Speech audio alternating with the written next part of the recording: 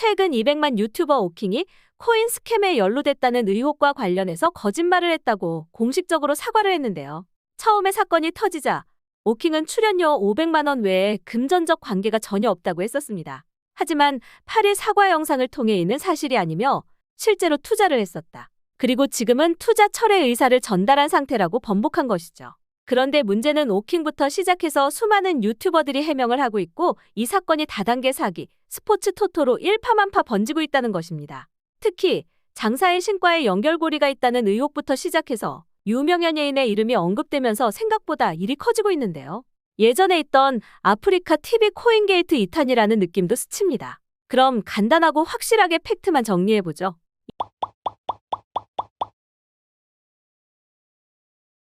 2024년 2월 8일 유튜버 오킹이 코인 스캠 관련 사과 영상을 올렸는데요.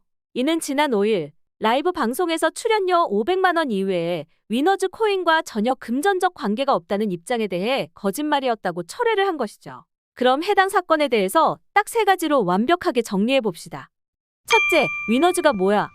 해당 코인 스캠의 중심에는 위너즈라는 회사가 있습니다. 오킹이 연루되어 있는 것이 밝혀진 것도 바로 이 회사에서 발행한 암호화폐 백서에 이사로 이름이 등재되어 있기 때문인데요. 이 회사는 블록체인 기술과 격투기, 골프, 축구 등의 스포츠를 연계한 서비스를 제공하는 기업입니다. 월장이라고 하는 종합 격투기 대회를 운영하고 있으며 유튜브 콘텐츠 관련 사업도 진행하고 있습니다. 그런데 이 회사가 발행한 위너즈 코인이 불법적으로 투자를 유치한 스캠, 사기 코인이라는 의혹이 터진 것인데요. 당초 이 회사는 스포츠 코인을 발행하면서 메이저 거래소에 상장하기로 했었습니다. 그런데 상장을 성공시키지 못했고 해당 코인의 소유자들이 판매 금지 조치가 걸려 매도도 못하는 상태, 즉 락업에 걸린 것이죠. 그런데 이 회사의 코인 판매 방식이 다단계와 유사하고 여러 가지 불법 정황들이 포착되면서 고발 조치 들어간 잡음이 꽤 많은 회사라는 것입니다. 사실 조금 더 파고 들어가면 유명인들이 줄줄이 엮여 나오는데요.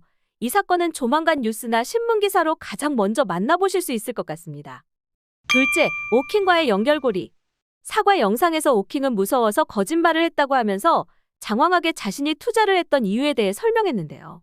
위너즈에 소속된 사람들을 믿었고 회사 투자 제안이 왔을 때 선뜻 여유자금을 보내고 사업을 키워나가는 것이 즐거울 것 같다고 느꼈다면서 자신이 본 위너즈는 분명 체육시설도 운영하고 강남에 사옥도 있고 콘텐츠 제작진도 갖춘 유형의 자산을 많이 가진 회사였다.